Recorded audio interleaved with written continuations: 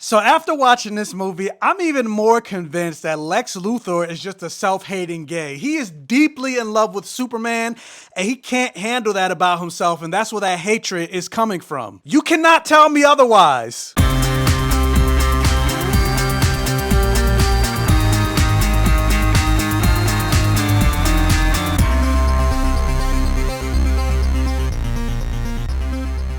And welcome to my Safe Gayven, everybody. Thank you guys so much for clicking on another video and joining me here on the BlackGayComicGeek channel. Oh, guys, I am so behind. I still need to talk about Jurassic Park. I need to talk about Megan. Like, I'm just behind. But anyway, I had to get this video out here at least because it's Superman week. Superman comes out on Thursday, so in 2 days, it is Tuesday, July 8th. I got to see it yesterday. Unfortunately, I wasn't at the red carpet world premiere. I was invited, but I don't have the funds to make it all the way to LA. But thankfully, there was a screening here in New York, and I got a chance to go. So this is going to be a non-spoiler review for James Gunn's Superman, the first movie officially in this new DCU. Yeah, we got Creature Commandos, which is the first incarnation to the DCU, but the movie is really what they ultimately look at. It's ultimately what counts. So this is the first foray into James Gunn's new universe. So yeah, let's talk about it. And talk about it indeed, because Superman, at least this week, has been getting a lot of strange fanfare, not even fanfare, but strange criticism, especially on like Fox News and people that are MAGA, because recently James Gunn had said that, and I made a video about this, I made a short about it, but James Gunn had said that this movie, Superman in general, is an immigrant story. It's the story of America and also how we have lost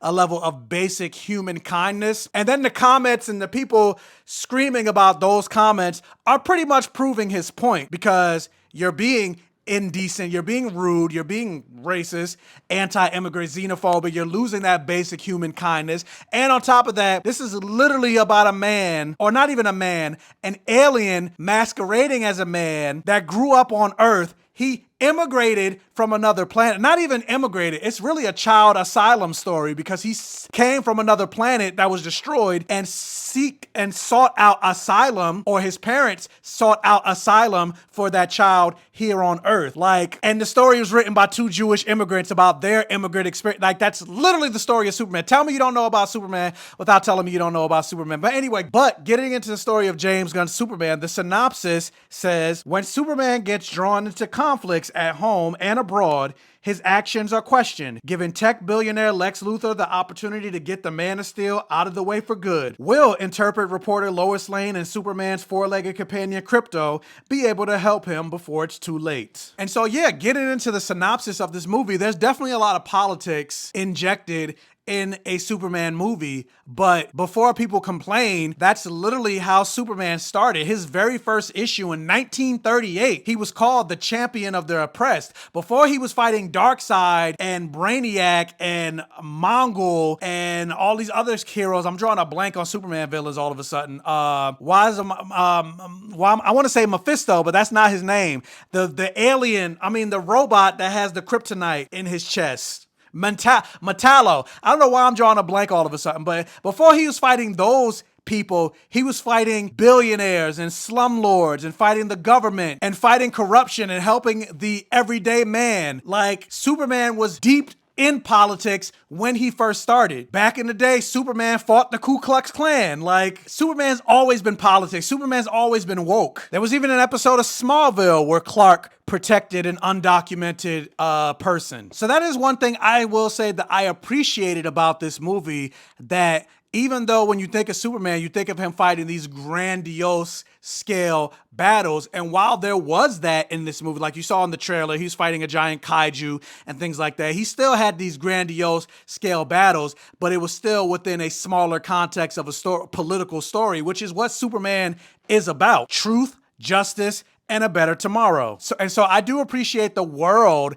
that James Gunn set up in this movie. And David Cornsweet, like, I definitely believe he's a great Superman. And I think David Cornsweet is holding his own amongst all the pantheon of people that have played Superman. Tyler Hoechlin, Brandon Routh, etc. But I like him, maybe not as much as Tyler Hoechlin, but almost. Like Tyler Hoechlin, I think probably is the best live action incarnation of Superman for me. And I don't want to say David Cornsweet is number 2 because I haven't seen enough of him, but I would say he's close. I like David Cornsweet more than like Henry Cavill has the quintessential. When you think of Superman, I would say Henry Cavill has the best look for Superman. But in terms of like the portrayal of Superman, I think Tyler Hoechlin is number 1. And based on this movie, I would say David Cornsweet is a close second. But that doesn't take away from all the people that have played Superman in the past and will play Superman in the future. But I like him as Superman. And he's hot. I was a little disappointed that we didn't get a single shirtless scene from kind of like we got from Henry Cavill. Henry Cavill was shirtless a couple times in Zack Snyder's Superman. So James Gunn, you disappointed me for not giving me a shirt, especially because they say he put on like 40 pounds of muscle. Show me the workout routine. Rachel Brosnahan as Lois Lane. I think she's my favorite Lois Lane, movie-wise. I think she's great. She has a really strong presence, especially next to somebody as strong and powerful as Superman, Clark Kent. And the thing about this movie that I also really like, that I found really interesting, like you think about the trailer where you saw that debate between Lois and Superman, or Lois and Clark in the Superman persona, like I appreciated seeing that difference between the two of them and seeing them clash in that way, because when you think of the relationship of Superman and Lois, and at least the way it's usually portrayed, it's always just love and no real conflict. But you see like the reporter side of Lois does somewhat have a conflict with Superman. Despite the fact that she does love him and supports him, there's still a little bit of a conflict there. And I appreciated seeing that dynamic between the two of them. Now, with that said, because, you know, you got the Snyder people that were upset about this movie. They're trying to review bomb it before it even came out, almost in the same way they did with Ironheart, but in a less racist way. But one thing about this movie is definitely a comic book come to life. Like you think about the original the Snyder movies, the Superman with the gray filter, it was much more darker in tone. But this movie is definitely a Superman movie that kids can go to. It is a comic book on screen, like in terms of like the colors and even in terms of like the tone. Just even the fact that you have Krypto in this movie, who is a Superman, who's basically a Superman dog, not a Superman dog, but basically he's a dog with Superman's powers. Just the ridiculous nature of that in this movie shows that it is goofy, it is ridiculous, it is fun. And again, it's for kids. Like, when's the last time a kid was really able to go to see a Superman movie? Like, yeah, kids could go see Man of Steel, but it's not really. It was more an adult-oriented Superman movie. This is more for kids and way more lighthearted and fun. And you know James Gunn, he loves his weird animals. When you think about Weasel, Rocket. And so Krypto was in this movie way more than I actually thought he was gonna be. And I appreciate that. I liked Krypto. It's a much different depiction than what we're used to seeing Krypto as. Like, even when you think about the DC Super Pets movie or Krypto from the comics, like Krypto from the comics, even though he's a dog, he's still somewhat in command enough with, like, you could tell him to do this, you could tell him to whatever, and he still does it. But like this, it's basically just a dog with super, like, Krypto is bad. Like, he doesn't listen, and like he's like a dog, like a regular dog that just happens to be super powerful. And so you also get to see the level of danger in that, where it's like, because he's a dog, he also doesn't necessarily know his own strength. And so that was cool to see, and that was different to see from Krypto. And in building out this world, you find out that metahumans have existed in this DCU for 300 plus years. So the world has always known about metahumans.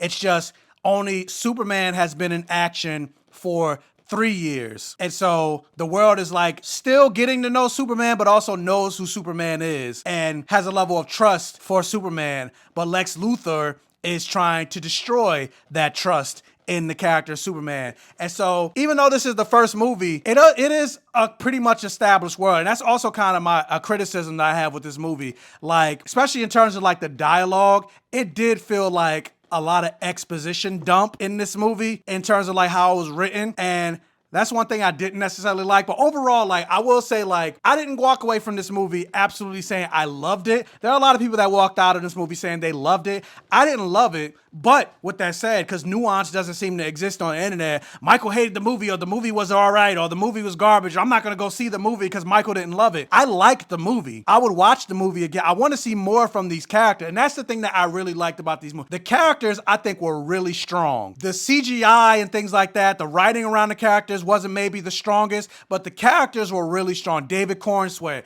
Rachel Brosnan as Lois Lane, Nicholas Hoult as Lex Luthor, Eddie Gathegi as Mr. Terrific was probably one of my favorite characters. And I hope that hopefully this movie is a success and we get to see more from his character, whether he gets his own movie, kind of like what they did they introduced Black Panther in Civil War, they introduced Spider-Man in Civil War, and then they spun them off to their own movies, or he gets his own, like, HBO Max show, kind of like they did with Colin Farrell's Penguin when he was in The Batman. I would like to see Eddie Gathegi's Mr. Terrific get his own spinoff. The only slight problem that I had with Eddie Gathegi's Mr. Terrific is, even though Eddie Gathegi is black, it almost sounded like he was putting on a black voice. Like, you think about like 1970s Shaft. It almost sounded like he was trying to put on that voice, especially knowing that that's not how Eddie Gathegi talks. That's the one problem I had with his characterization. Like, if the voice that he was just putting on, like, I don't know, it just felt fake. Like, as if, maybe not James Gunn, but just like, it was just like, can you blacken it up a little bit? Like, that's kind of how it felt to me. Like, can you blacken it up a little bit? And I'm not the only one that felt that way. I asked other black people, did you feel the same? And they said yes. So that's my one problem that I have with, but overall, I liked his character. And there's an action sequence that he has that I was like, it was very James Gunny, and the CGI was a little wonky on it, but I was like, this is cool. This is dope. And it goes to show how dangerous he is, despite the fact that he's just a man. He's just a man that's incredibly smart. One of the smartest people in the entire DC universe. I would say smarter than even Batman. He wouldn't say it, but I would. Like I said in another video a long time ago, I'm like, honestly, I wouldn't even put Batman in the top 10 smartest people in DC Comics. Like Lex Luthor, Mr. Terrific, Cyborg. I would put Steel above him, John Irons, or Professor Ivo, Toy Master, Hiro Osaka, I think that's his name. Tim Drake is said to be smarter. Ray Palmer, Detective Chimp is a better detective, so therefore he's smart. Like, again, I don't think Batman is, that's not to say Batman is as smart, but I would at least put him in the top 15, not the top 10. But Batman is a flagship character, so DC always has to say, oh yeah, Batman is one of the smart. No, he's not. No, he's not. He's just very smart, but he's not top 10. But anyway, that's another conversation. And I will say, like, one of the things that kind of took me out of the movie a little bit, because he did shoot this movie with like a long lens, and there were certain moments and certain flying sequences that, like, it just looked weird to me. So I would have preferred if he maybe shot, maybe that's just something I have to get used to, because I haven't, like, even when you think about like that shot when we first saw Superman flying and how weird it looked and people were complaining about it and things like that, it's because of that long lens that he shot with. And it looked somewhat cool, but it also looked a little jarring. And it also made some of the CGI look a little unnatural, which also took me out of the movie a little bit. So I will say, like, some of the CGI wasn't all that great, and they probably could have spent a little bit more time on that, but it wasn't enough to make me hate the movie. But this is a review, and so that's part of my criticism regarding the movie. That doesn't mean I hated the movie. But yeah, one thing I like, especially going back to David Cornswear, this version of Superman, you could actually tell he enjoys being Superman. He enjoys his job. He enjoys his life. He enjoys his job and life as Clark Kent, a reporter. He actually smiles. He picks up and hugs kids. He knows people in his neighborhood's names. And this is nothing against Henry Cavill, but the writing of Henry Cavill's Superman, like, he never looked like he enjoyed being Superman. He almost looked like he was Superman out of obligation, not because he actually felt like he needed to do it. Even like when you think of like Martha Kent, when she said in the other Superman movie, she was like, you don't owe this world anything. What? That's not Martha Kent. That's not Superman. He feels like he does owe this world because they took him in and protected him and raised him up when he had nowhere else to go. And so, being that he has this power, with great power comes great responsibility. Granted, that's a Spider-Man thing, but that's also Superman as well. And like, even when you think about that moment where like Superman landed in another country and all those people were like worshiping him, giving him, he looked pain, he looked upset, he looked troubled or whatever. But like this Superman smiles, this Superman makes jokes, this Superman laughs, this Superman has a good time, which is what Superman is, which is what Superman embodies. And he tries to save everyone. He tries to minimize as much destruction as he can when saving the world, when fighting giant kaiju monsters. He tries to move the kaiju out the way so it's not destroying buildings, and does all this stuff to minimize destruction. Like, that's Superman. And obviously he can't do it 100% of the time, all the time, but he's going to try. He knows the local cab driver's name in Metropolis, and they know him, like, they have a relationship. They see him and they want to protect him because he's Superman. He inspired that. Like, that's what this movie was. It was definitely left you with like inspiration and hope, and hopefully, you know, being better stewards of humanity. That's essentially what this movie was. Because Superman and even Captain America are supposed to represent the best of what humanity can be, what humanity should aspire to. And that's what David Cornsweet's version of Superman was. More so, obviously, David Cornsweet didn't write it.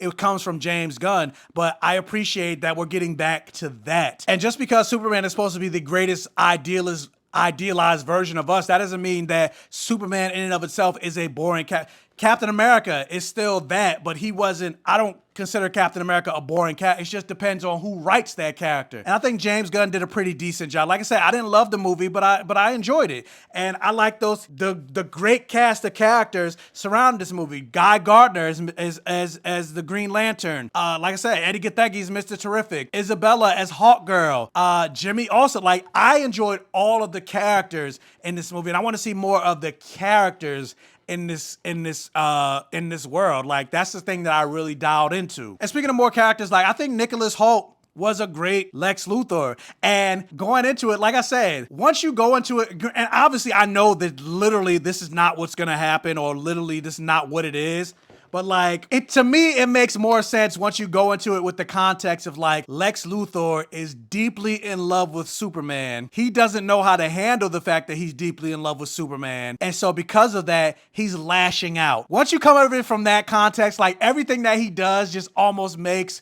complete and perfect sense. Cause like, once you watch the movie, it's like, you'll understand. Cause like, the level of jealousy and hatred that he has for Superman specifically, he doesn't have with anybody else. And you can make the argument because everybody else are just humans, while Superman is an alien. But like, there are other aliens that are just as powerful, if not more powerful than Superman. So like, why Superman specifically? Because he's in love with him. He wants to get that super dick. But yeah, I don't know what else to say other than the movie was fun. I enjoyed it. I would watch it again. It's definitely, I would say, like I said, this movie is definitely more so geared towards kids. But yeah, I enjoyed it. I had a good time. And there's 2 post-credit scenes for this movie. Nothing that makes you go like, oh my God, or groundbreaking or anything like that. But there is a character that shows up in this movie that I was expecting this character to show up, but I also wasn't expecting the character to show up, especially in the way that they showed up. And if you pay attention to the DCEU and the news and everything like that, I'm pretty sure you'll figure out who that character is that shows up, but I'm not going to say anything more than that. If you know what the next movie is in the DCU, then you could probably figure it out. And that's all I'm gonna say. But yeah, I enjoyed it. David Cornsweet is great. I want to see more of him as Superman. Hopefully we get more of these Superman movies, and then eventually we get, especially being that MAGA's already mad at Superman, hopefully we get more of these movies and we eventually get Jonathan Kent, the son of Superman, who's also queer. So let's get Jonathan Kent in the movie. We already know that they're gonna introduce Batman, and Batman is gonna have Damian Wayne, who is his son. Damian Wayne's best friend is Jonathan Kent. So let's get Jonathan Kent. Let's get Damian Wayne. Let's get a Super Sons movie in the future. So yeah, I had fun with Superman. Once you see Superman, come back here, like, share, comment, interact for the All Gay Rhythm. Let me know all of your thoughts, and tell your friends, families, and neighbors about my channel to help me continue to grow. If this is one of your first time checking out one of my videos, hopefully check out the other videos on my channel. If you like what you see, hit that subscribe button. Help me to grow the channel. I just hit 11,000 subscribers. Help me to get to 11,500, 12,000, 20,000, 30,000, 100,000. Let me get that silver YouTube play button. I think you need 100,000 subscribers to get that silver play button. Fingers crossed that I can get to that point and beyond. Hit that bell notification button so you're alerted every single time I post a new video. And as always, I will catch you guys next time.